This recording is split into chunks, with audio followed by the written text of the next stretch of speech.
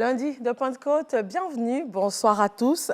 À Genève, en Suisse, la Côte d'Ivoire participe à la 110e session de la Conférence internationale du travail. Le ministre de l'Emploi et de la Protection sociale, Adama Kamara, a présenté sur place les réformes engagées par le pays pour une politique sociale en faveur des travailleurs. Le ministre a sollicité et obtenu l'appui du BIT, le Bureau international du travail, dans la mise en œuvre de ce programme. Sur le sol ivoirien, les producteurs café-cacao se sont retrouvés à Yamoussoukro, la capitale. Ils ont dressé un bilan des activités de leur filière ces dernières années.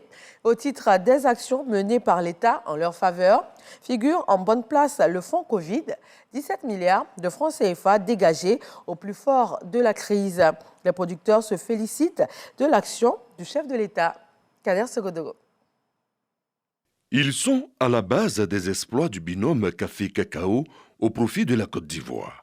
Les producteurs, ils sont sortis massivement des plantations pour inonder la place Jean-Paul II. Ils sont sur les terres d'un de leurs. Le premier des planteurs de Côte d'Ivoire fut le président Félix Houphouët-Boigny. Un déferlement humain qui s'apparente au rendez-vous du merci au président de la République Alassane Ouattara. Mars 2019, la Côte d'Ivoire découvrait la Covid-19 et son lot de morts. Le pays est secoué. Les secteurs vitaux se referment.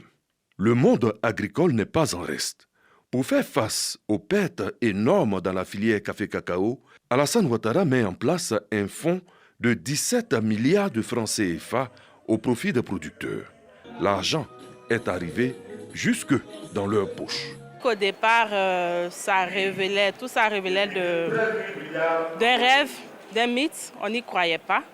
Et quand on nous a demandé de déposer les RIB, on s'est dit, bon, pourquoi pas. Donc on a déposé les RIB et Dieu merci, nous avons pu recevoir les fonds. À travers ces fonds Covid qui nous ont été donnés, c'est une enveloppe globale de 17 milliards que le chef de l'État a mis à notre disposition.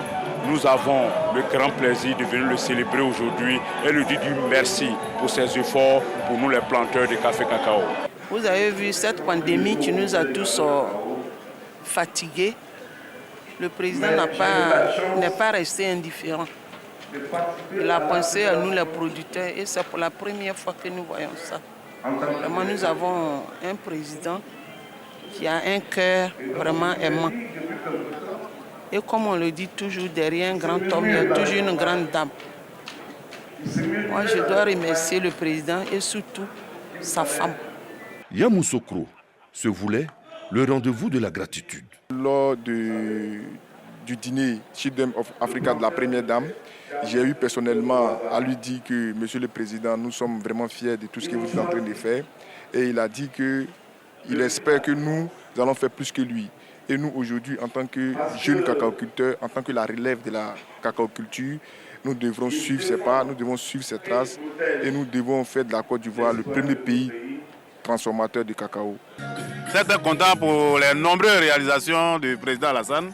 Il faut vraiment qu'on sorte pour lui remercier, pour lui tenir information des bienfaits qu'il a fait dans le domaine café-cacao. Il faut qu'il sache. Je suis heureux pour une première fois qu'un gouvernement, où je peux dire, le chef de l'État nous promet quelque chose en tant que producteur et puis on perçoit, on n'a qu'à lui dire merci. Cette cérémonie s'est tenue en présence du Premier ministre Patrick Achi et des ministres d'État Téné Birahima Ouattara et Kobena Kwasi Adjoumani. L'artiste Sidiki Diabaté, qui aime bien le café et le chocolat, était aussi dans la place. Dans le domaine de la santé, le ministère veut harmoniser le financement. Depuis 2 ans, il a mis en place le projet d'achat stratégique et d'harmonisation des financements. Cette problématique a concerné plusieurs pans, dont la prise en charge du couple mère-enfant dans toutes les formations sanitaires du pays. Le ministre de la Santé, Pierre Dimba, s'est réjoui des résultats obtenus grâce notamment à la Banque mondiale avec un taux de décaissement estimé aujourd'hui à 70%. À l'international, au moins 20 civils ont été tués en République démocratique du Congo, dans l'Ituri, hier dimanche. Selon le président de la Croix-Rouge locale, les rebelles ADF ont attaqué dans la soirée. Une trentaine de corps ont été comptés sur place et fort heureusement, de nombreux habitants ont pu prendre la fuite. On a l'ouverture ce lundi du sommet des Amériques à Los Angeles. Le président mexicain Andrés Manuel López ne sera pas présent, faisant référence à l'absence de Cuba, du Nicaragua et du Venezuela, qui n'ont pas été conviés par Washington.